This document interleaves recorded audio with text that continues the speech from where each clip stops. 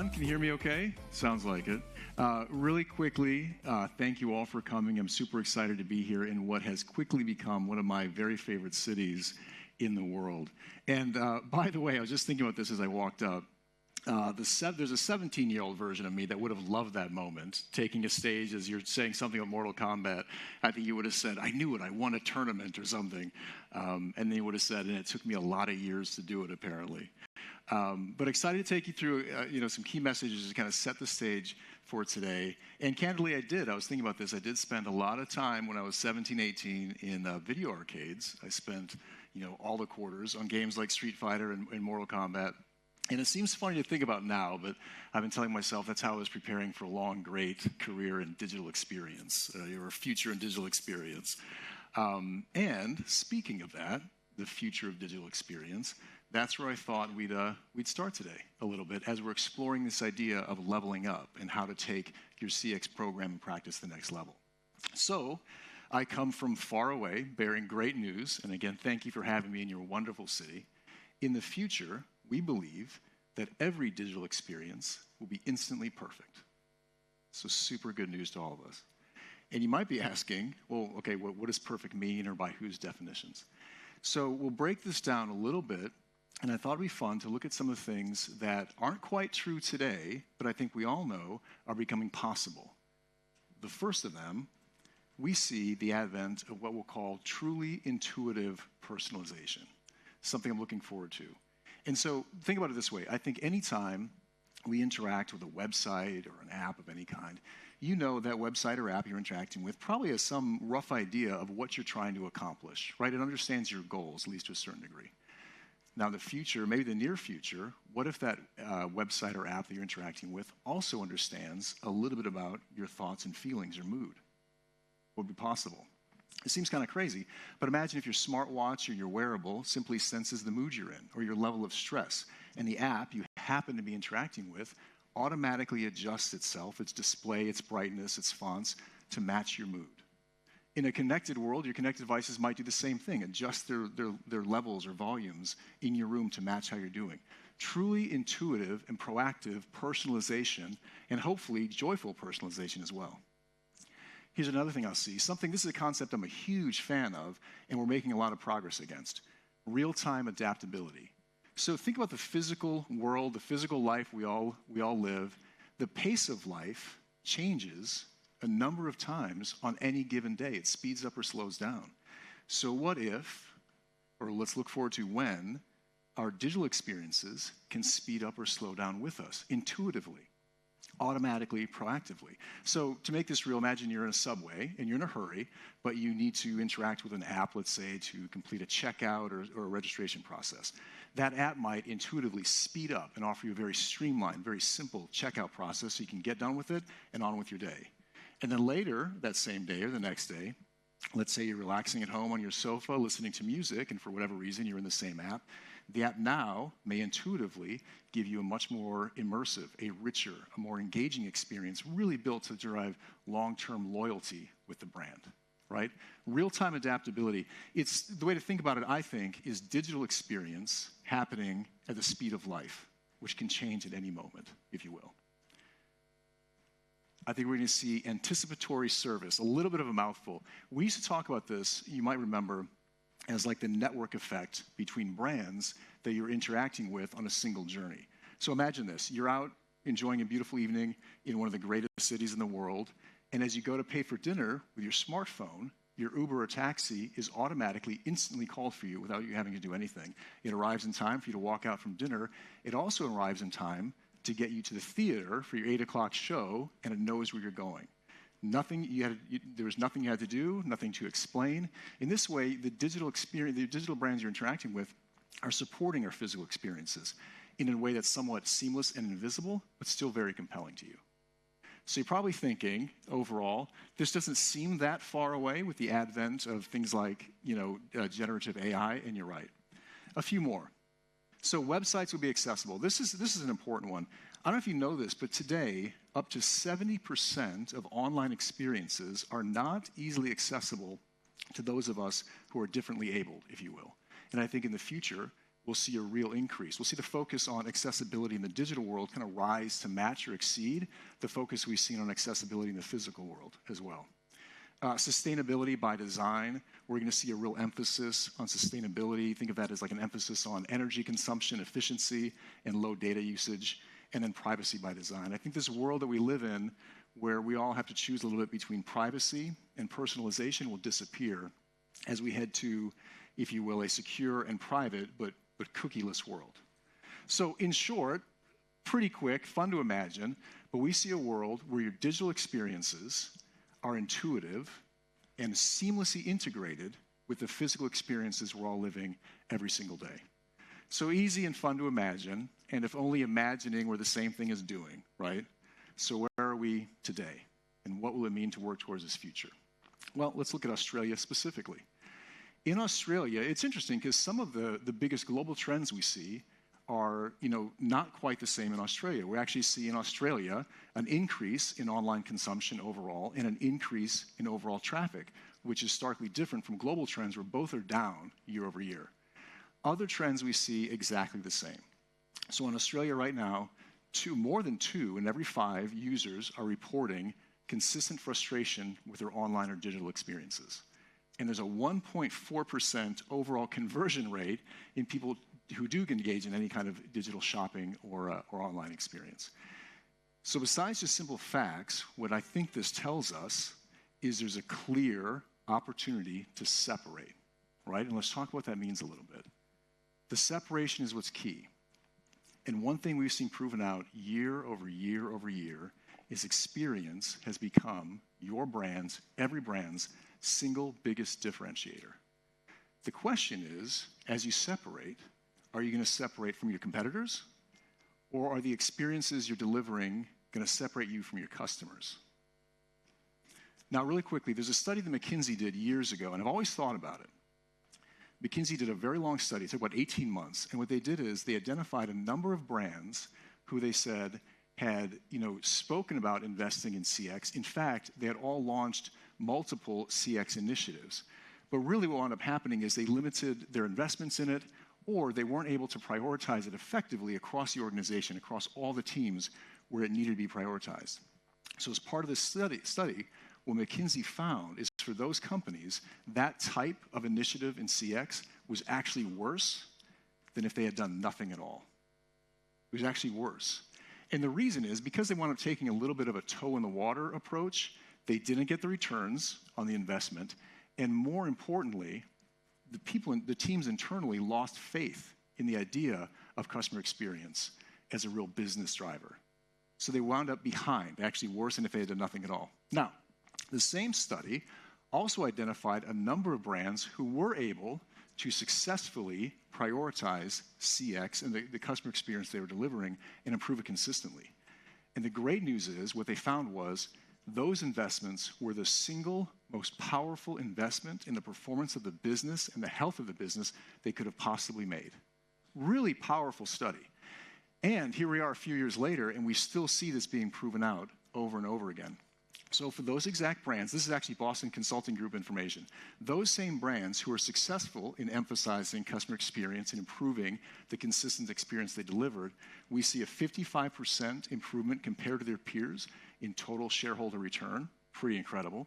We see a 190% difference in revenue growth over a 3-year period, pretty incredible, and a 70% improvement in scores related to customer loyalty and trust. Really key indicator as well.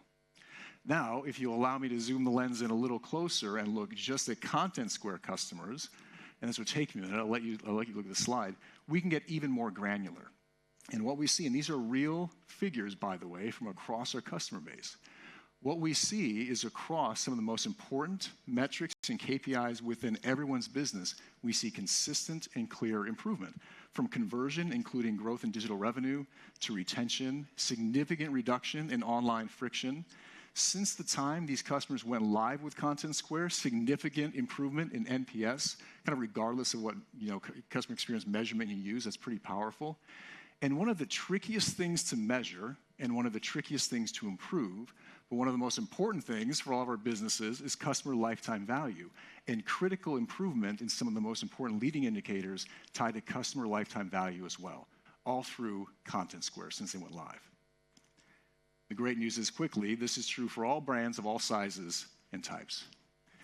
Now here's the thing. This kind of brings me to one of my main messages I want to share with you. Whether you're a longtime Contentsquare customer, and thank you, whether you're a new member of the Contentsquare family, and thank you, or whether you're not yet a member of the Contentsquare family, it's time to level up.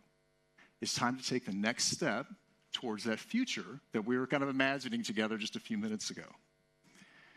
Now, how is what we're going to spend most of the day on. But in essence, it's time, and you're going to see a lot of this today, to begin to deliver experiences right now that are consistently frictionless and unexpectedly personalized. Easy to say, harder to do, so I thought we'd spend some time on the how. And I guess the short way to say it is, how we'll do it is, through our years-long experience with AI and machine learning, tying that to the recent advances in generative AI, which we call practical AI, and taking those things and embedding them in our integrated platform, we enable multidimensional decision-making. So I noticed nobody wrote that down. It's a little tricky to follow. So I thought to make it clear, what I'm talking about, if you'll allow me, I'll tell a quick story. And this story is 100% true. I'm not the person in the photo, but this happened to me. This is a true story about the very first time I traveled to Sydney, Australia. So I'll try to make this simple story pretty clear. But here's what happened. I was traveling from my home, Minneapolis, Minnesota, in the States, to Sydney, Australia for the very first time. I was quite excited. I was in line at the Minneapolis airport to check in, with Delta. I was actually on the phone talking to, I think, my admin at the time about how excited I was to be in Australia and, what time I was landing versus what time I was taking off, et cetera. So then I got to the front of the line, I began my check-in process, and I was almost done with the check-in process when unexpectedly, and I can't remember if the agent asked me or there was like a flag that came up, but it was about my Australian visa. And I said, oh no, I haven't thought the first thing about that, right? And that's where the conversation ended for me. Basically, the person at the gate, or the gate agent checked me and gave me a card, pointing me to a website and said, good luck, start the process, right? So I looked, I think, very much like this young woman, pretty disappointed that my trip wasn't happening and I was going to have to reschedule. Now, within a couple minutes at the most, a different Delta gate agent, who was definitely not within hearing distance of that conversation, came over kind of in a hurry. True story. And he goes, hey, I saw you get out of line looking disappointed. Is this a visa thing in Australia? Super specific. And I said, yeah, it is actually. And he goes, look, it actually doesn't take as long as you think, and sometimes it's quite quick. Let me walk you through the process. And you don't have a lot of time. I know our flight schedule, but you've got enough time if you start now and cross your fingers. So I did, and I'll skip ahead. Super happy ending. It worked. I didn't have a ton of time left, but I made my flight. I came to Sydney. I took the ferry to Manly Beach. It was great. Started to fall in love with Sydney. It was fantastic. But between the time when I started the process and I got the notice I was good to go, I said, but wait, that was really specific help that I just got from this guy who was not part of my conversation. So I walked up and I said, hey, how did you do that? How did you know? I know you weren't close enough to hear. And he goes, oh, it was nothing. He goes, listen, I admit it. When I was walking to my desk, you were on the phone. I heard you going to Australia. I've always wanted to go there, so I just noticed it. And then a few minutes later, I looked up to wave the next person in, and you were getting out of line with all of your bags disappointed. So then I realized, well, that's a brand new gate agent who probably doesn't know the process very well. I know our flight schedule. I know you've got 2 hours, and you're getting in line disappointed. I know you didn't miss your flight. I figured it's probably the Australian visa thing, because it's happened to a lot of my... It took longer to explain than it did for him to make the decision. So super simple, but if you stop and think about what he did there, it's something we all take totally for granted as humans, but it's pretty incredible. In a nutshell, it's called multidimensional decision-making. Kind of a mouthful. But think about what he did. Just bear with me for another minute. He had facts, right? He had data. He knew how the Australia visa process worked. He had been through it before. He knew the Delta flight schedule, which is pretty impressive as an employee, but he knew that. He also knew, I suppose, that the gate agent was brand new. He had these facts. Those pieces of data on their own weren't enough for him to do anything, right? If he just had that and nothing else, there's nothing to compel action or tell him he can even help me with anything. So what he also did, again, without even thinking about it, is he combined that with observational and experiential data. He saw me get online disappointed.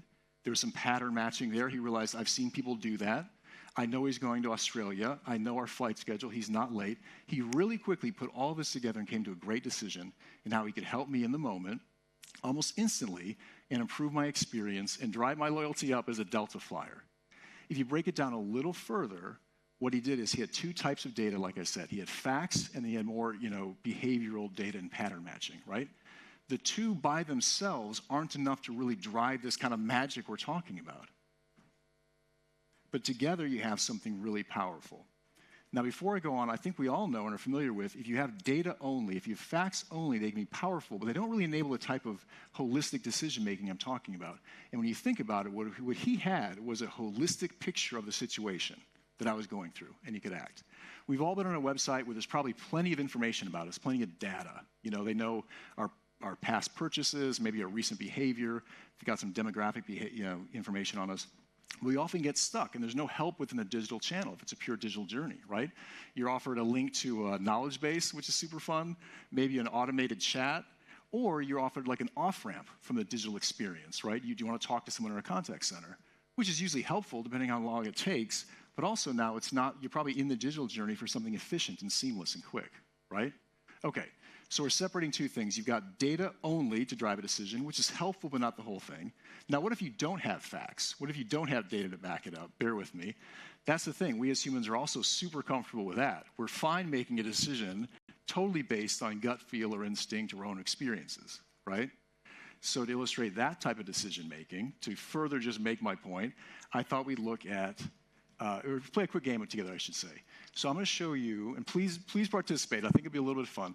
I'm going to show you the same two pictures a couple of times, and I'm going to ask you some really simple questions about them. And just show of hands, and I know you have no data, right? You just have your impression, your past experiences, et cetera. Show of hands, tell me if you think the answer is A or if the answer is B. So which of these is performing best in terms of load time? Let's ask it this way. Which of these is slower to load, in your opinion? Who thinks it's A? Really? Okay. All right. And who thinks it's B? Almost everybody thinks it's B. Let's see. A is slower. A is slower. Not by much, but you all know that's significant in our world. Like I said, it's not fair. You have no data. I get it. How about conversion? Which of these two do you think leads to better or more conversion? Who thinks it's A? More confidence in A this time. That's good to see. And who thinks it's B? Almost even. B, 3% to 2.2%. All right, one more. Revenue. Which of these two has led overall, so conversion aside, overall led to more revenue? Who thinks it's A? The popularity of A has gone down again. Who thinks it's B? Almost everybody. You guys nailed it. For the most part, it's B, $50,000 to $30,000. So here's the point. That's hopefully a little fun. Those of you who are Contentsquare users are probably familiar with this look and feel. But it almost amounts to guessing a little bit, right? So it's pattern matching. You might have seen a pattern emerge quickly where B was always in green, But it's almost like guessing without data. So the importance of a 360-degree or holistic understanding cannot be overstated, essentially. And that leads me to a lot of what you're going to see today. You're going to see a platform in Contentsquare that enables, for the first time, and in many ways, it is the only one to give you a complete and holistic understanding of the journeys your customer are taking in near real time. The way this was made possible, some of you may know, is through the integration and combination of three clear market leaders, Contentsquare and Hotjar and Heap, coming together for the first time to create an all-in-one platform for the digital builder on your team, giving you the strongest product analytics, the strongest experience analytics, the fastest and most agile voice of customer platform in one experience intelligent platform for the first time. And here's the way I honestly like to think about it, and this is basically what I'm going to leave you with. The future we looked at with a couple fun examples is closer than we think. But we talked about the value of separating yourself right now and stepping towards that future and what that can mean to your business in terms of hard, measured, revenue-based outcomes, right? Here's the thing. The digital builder on your teams That can be an executive with a vision, marketing, the data teams, customer experience teams, data analytics. The digital builders on each one of our teams are the architects of that future we looked at, period. And Contentsquare is now, and this is what you're going to see today, the first and only purpose-built platform designed to be the single source of truth for the digital builder. This is your platform. So that's it for now. That's my time. That's what I want to leave you with. I think today's going to be a lot of fun. Stop me, stop any member of our team if you want to talk about anything you saw here or anything that we'll see in the next couple presentations. And I will turn it back to Tara. I think we're going to take a look at the software really quickly. Thank you.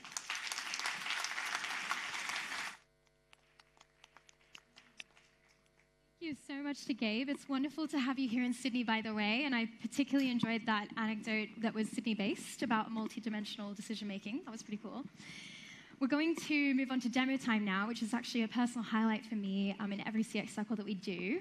I'm going to welcome Monisha and Jay to the stage. I'm going to let you know their favorite game. Monisha, as per usual, went one step further and actually gave us a game she prefers to play, Monopoly, versus a game she prefers to watch, tennis. So there we go. And Jay's favorite game is actually a franchise, Resident Evil, which I'm told is about killing zombies. Sounds very therapeutic.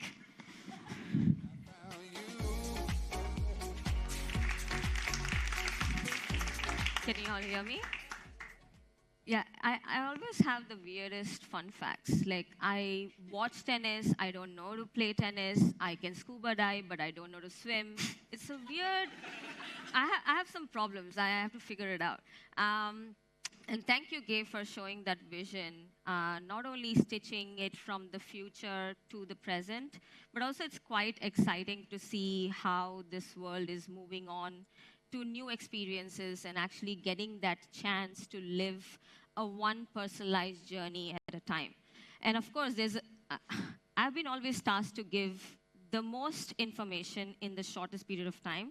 I see 20 minutes already clocking in. And there's a lot of gamification that we're going to be having in this next 20 minutes to actually talk about what our platform actually has to offer. Now, there's 6 steps to this gamifications. And when I say gamification, we are going to concentrate more on the... Oops, sorry, I need my fingerprint. Sorry, Jay reminded me. I'm sorry. So there's 6 stages in this customer experience, and it's very important for you to actually look at every single stage in order for you to actually have that very visual understanding of what's going on across the different journeys that your customers are having throughout your digital assets. Now, for today and for this next 15 minutes or 20 minutes, we're going to be focusing on only these 4 highlighted areas. And of course, we are going to start with a really cool capability that we have actually integrated within our platform, and you're going to be soon having that. And one of the best parts about having this conversation with all of you is to really encompass what we currently have and where we want to take our company to the next step. And yesterday, I was actually blessed to speak to some of the customers at our customer advisory board. And there were so many different conversations people were having, but one of the top topic that came in everybody's mind was AI. How, as a company, are you building up AI in order for you to use the platform much more faster and in a much more smarter way? And for this, I'm actually going to hand it over to my co-pilot, Jay, to demonstrate our co-pilot. All right. Over to you. Thank you. Nice to meet you, everybody. My name is Jay. So I actually come from San Francisco, and I think Sydney is a very beautiful city in any way possible. I mean, you have water, and you're literally living one day ahead of time, and everything is great. But for today, let me actually just come back and focus. So from time to time, what we see is I hear customers saying that, hey, we want to make database decisions, but we actually don't have either the data or the capability of individual people to use those data.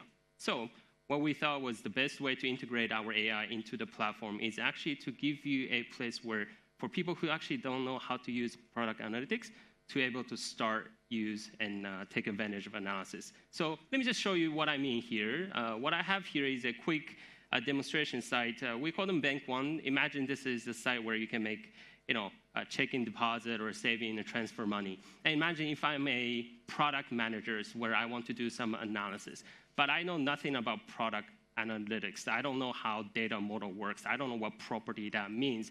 But I can actually ask Contentsquare to help me out with that. So, we have our Copilot built into our platform where you can just start asking natural language questions, and then the AI will be able to help you with that, like ChatGPT, but slightly different, and I'll explain to you a little bit more. So let's start. Let's see if I ask a question, say, hey, do more people deposit in checking or saving? Right? A simple questions. And you start to see what's happening, if you can see slide here, is that AI will take my language and understand what I'm asking, but the data the AI have access to is the data that's been collected by you. So the AI doesn't have all of the data in the world to make some random guesses. It only has the data it's available so that we're practicing kind of the safe AI. But the idea is that for people who don't know too much about analytics, you can start using this platform. So, and then AI also has the context of the conversation, so I can follow up with things like, hey, show me weekly, right? I can ask the AI to kind of change the format of the charts so that I can see how the data looks like on the weekly basis, right? And then I can start to ask more questions about it. For example, how many people view the respective deposit pages, right? Again, the idea is that you can really just keep asking the question because it has all of the data about your platform. For people who don't understand anything, this is the best way to get started. So let me just go through this. At the end of the day, what I'm trying to figure out is the conversion rate. Does each convert? Weekly, please.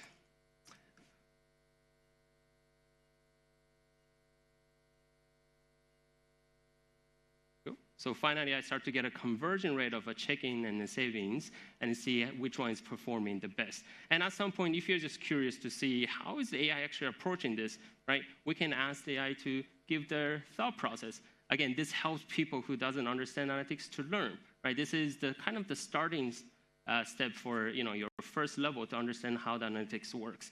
And at the end, right, you can also ask more suggestive kind of questions. So things like, how do I improve conversion for saving, right?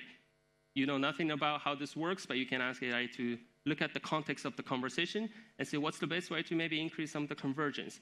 And again, the way this works is that the AI that we have built have access to our platform, your data, but also has access to our Help Center articles and some of the things that's written by professionals in terms of how to increase conversions. And this will be kind of the one, if I don't know anything about it, I can start to understand what's the next step that I'll be taking, right? So for example, if it's replays is something that I'm curious about, right, I can ask AI to pick some of the replays for me. Let's watch some replays.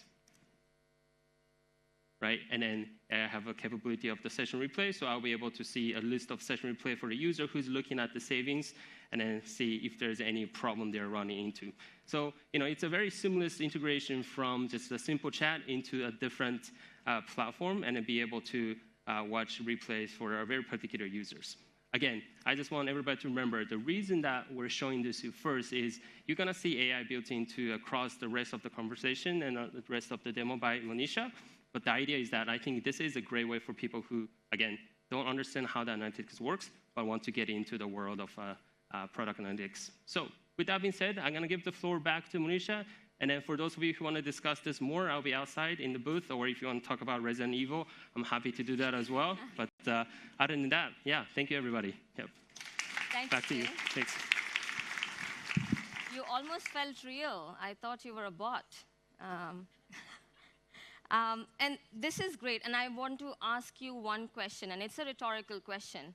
Whatever Jay did in the last, say, 4 minutes, just think about how much time does that take to get that information to surface out for you today.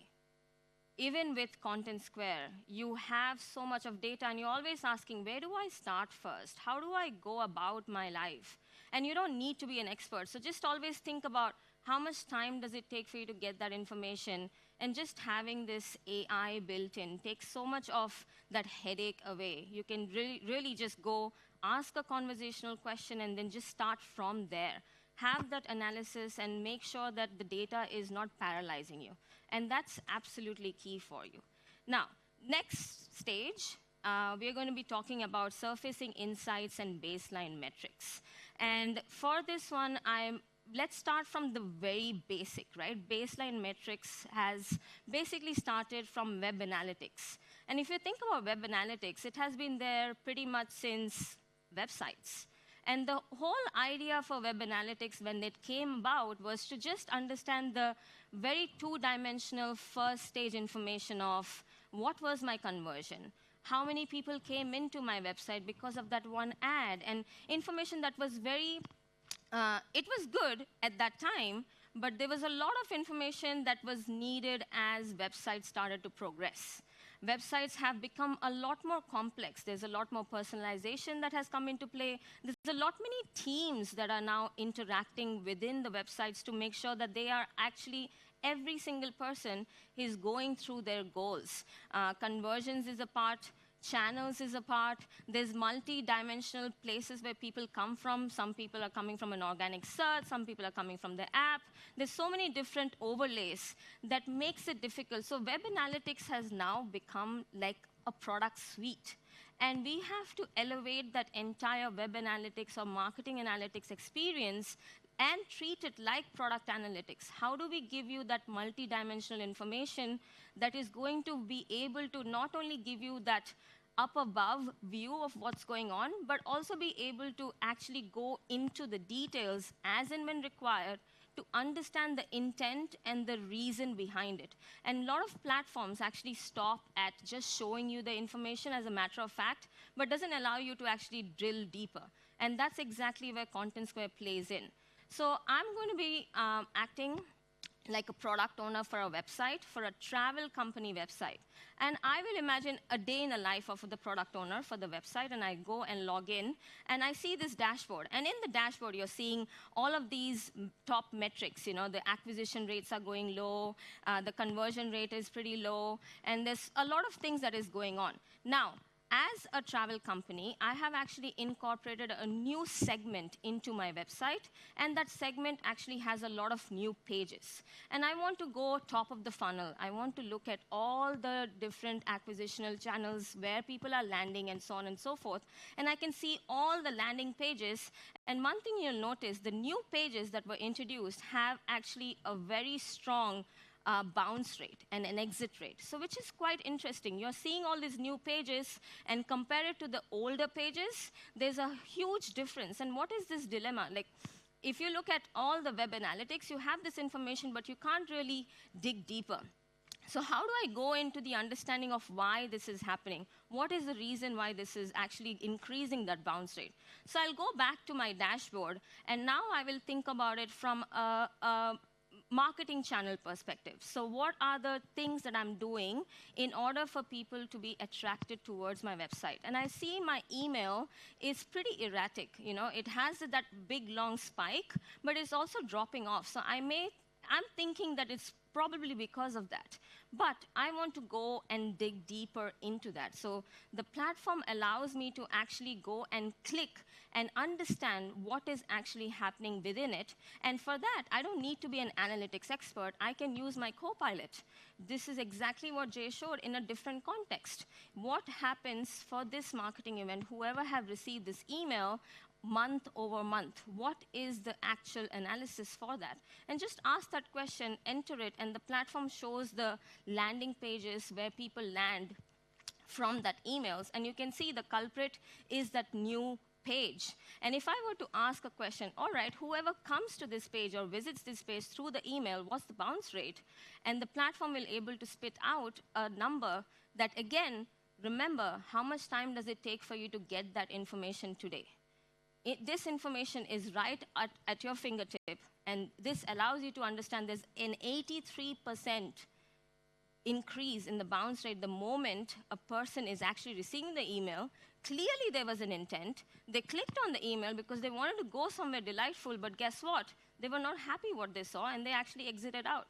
So your actual intention of that entire marketing, performance marketing effort that you have made was pretty much gone to waste. And a lot of customers today and prospects, everybody on this stage today, are actually talking about we have lesser budgets and we want to be able to give more revenue, more conversion rates, and at the same time, we have all very tight budgets to make sure that we are having a very limited tech stack. And within the tech stack, we need to be able to show you that ROI as well. And to have a powerful platform which engages within the conversation helps you to get to the details. And guess what? I can go one level deeper and say, let me see some replays that had that exact experience of bouncing, so that the platform can enable you to actually go into, let's look at some replays. Let's see what exactly happened, and be able to look at that list, which Jay again showed you on live demonstration. Again, very important to understand the problem, be able to drill down, and go deep within this. So what we looked at right now, and the summary of this particular level is, it's very important to get a platform that retroactively tags everything automatically with just one install, and be able to have that rich data collecting, and at the same time be able to look at the surface level insights, the insights that are important for you to be able to dive deeper and look at rich segmentation in order for you to actually go and understand the intent and reason behind the why. So bring that product analytics capabilities within your marketing efforts to really understand the differentiation of what exactly you should be doing and what efforts you should be making to make it better. Now, to the next stage, we'll talk about optimizing journeys. And for this particular section, I would like to do in a mobile setup. So mobile, for example, and Gabe's talked about it, we have spent so much, on an average, to build an app. It takes around almost $500,000 for you to build it properly, to make sure that they are actually doing the thing that is important. And for you to have an app is basically for a different intention. It's for you to increase the retention and the brand loyalty. How many people on this day today, whoever is sitting here, how many people measure the uninstall rates from day 1 to day 3 to day 7? Does anybody measure this? I think that's really important. If you have an app in your company right now, you need to measure that, because it takes an intent to download an app. And many a times, on an average, you have around 70 to 80 apps residing on your phone right now. And for you to uninstall, you must be really pissed about it, because you don't care about if the app is sitting there. So if it's uninstalled, it takes time, and probably it never happened where they will reinstall again, unless you're an Uber or an Airbnb or a Netflix. So it's really important to actually understand the details of every single behavior, even in a mobile or an app landscape. And that's exactly what we're going to talk about. So imagine me to be now from a travel company, I'm moving into a banking company, and I'm a product owner for my app. And again, I'm coming back to the dashboard, and I'm seeing all of these analysis, and I'm seeing the baseline metrics, and I'm seeing what is going on in my business, in my app, and what needs to be the focus. And again, of course, I need to paint the bad picture. There's bad conversion rate, there is bad application rate, and so on. But the best part is, Contentsquare is allowing you to actually measure your mobile notifications as well. So we have a multi-step process to complete a particular application, and we have sent mobile notifications to actually see what people are choosing to actually click on and land at what stage. And one of the things that we saw here was there was the app finish notification where people could click on that notification to complete their application. But guess what? The conversion rate was super low. It was only 0.2%. Again, there was an intent. They actually clicked on the push notification. That means they were interested to go through the journey.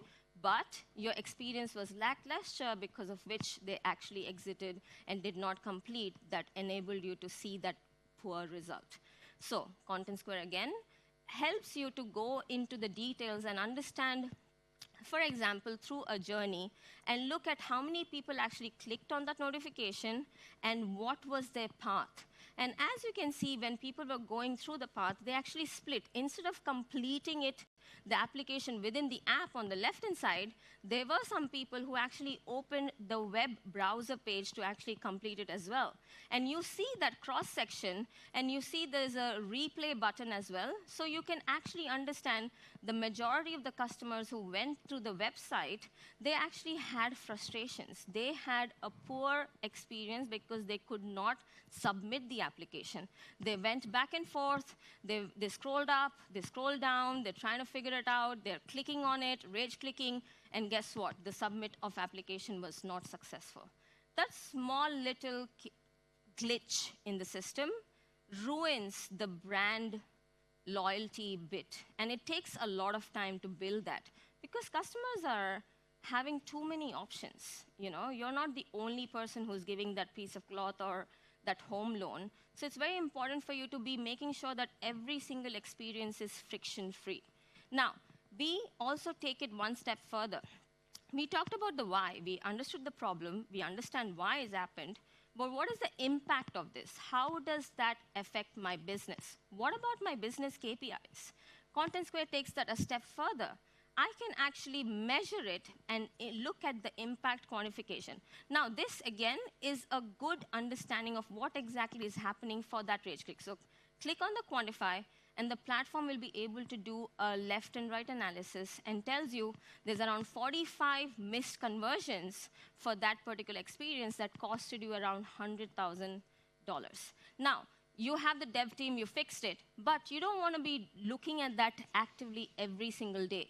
So you can actually go to the dashboard and create an alert so that you can get notified every time something like this happens, because this is super sensitive to you and your business.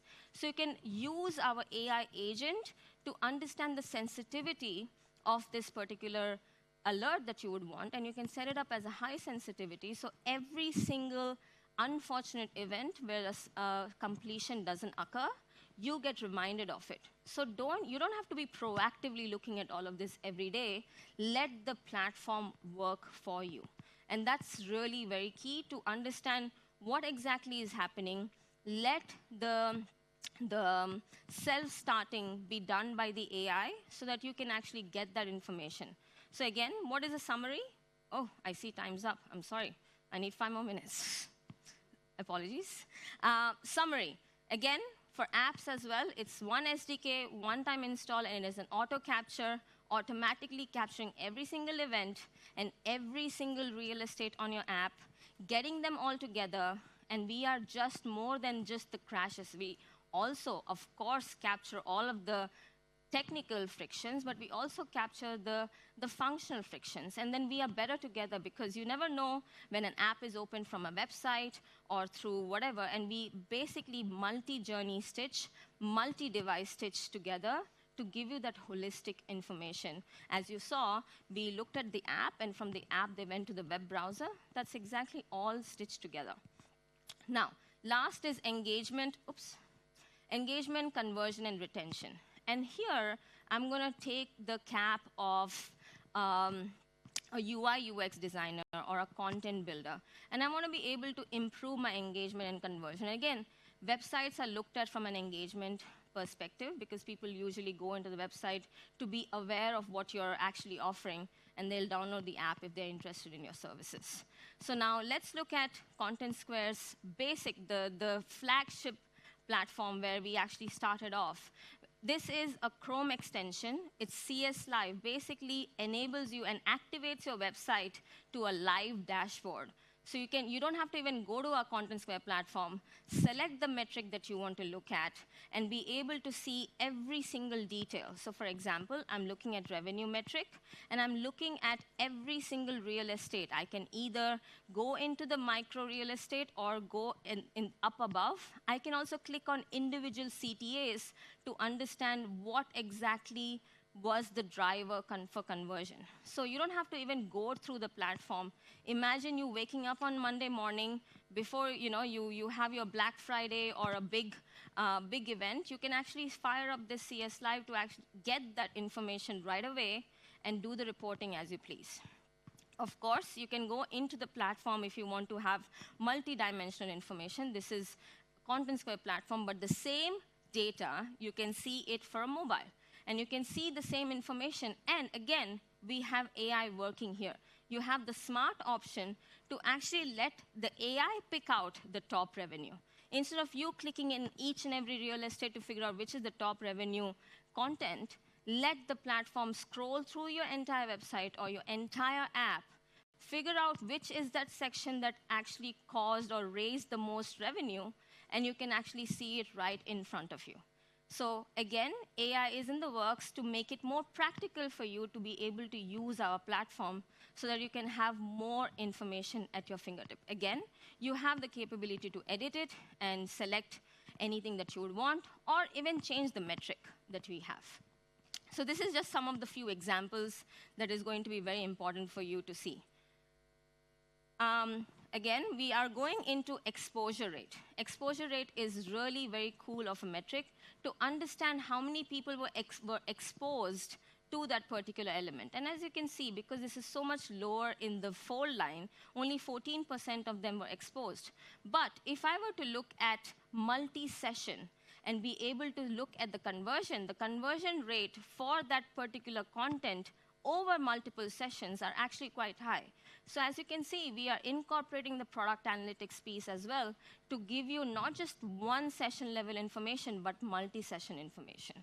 And from there, you can actually go into the next step and compare it. And if you want to compare from an A/B testing lens, say, for example, a variant versus a control group, again, as we had told you, we have so many different partners in this room today with us. You have Optimizely, you have A/B Tasty, you have Braze. You can pretty much pick up any A/B testing platform which is out-of-the-box integration for us, and you'll be able to see those different metrics, the same metrics side by side, different metrics, a different variant screen, because you may be doing personalization for your app as well.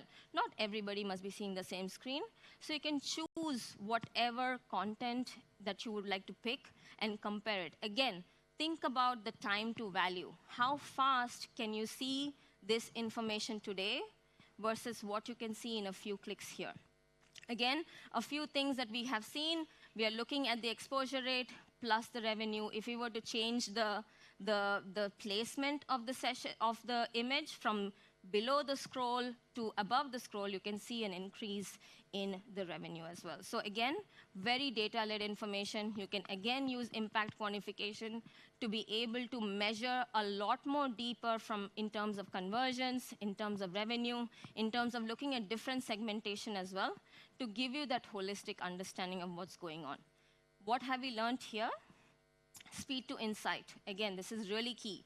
Time to value. All the resources, all your siloed functions coming together, looking at the North Star that is important for your business. And that's very key. Look at where you want to go and be precise. Be powerfully connected with all the out-of-the-box integrations that we have, and then benchmark it with your business itself. So I know this was really, really very fast, but it was a good reflection of what we're going to do. Again, the stage 1 and stage 6, we are not going to be showing you today on the stage today, but this is an iterative cycle. You have to keep on making sure that your CX game is always on, and you're always learning and always using data to get yourself better at the prediction of what your business should be like to increase your conversion, your NPS score, your lifetime value, your revenue, and your retention. And with that, if you have any questions for any of the 6 stages, if you want to see anything live, we have it all in the demo booth. You can approach me or any of these 2 beautiful gentlemen, Jay and Kumail. You can find them in the Contentsquare booth. And thank you very much.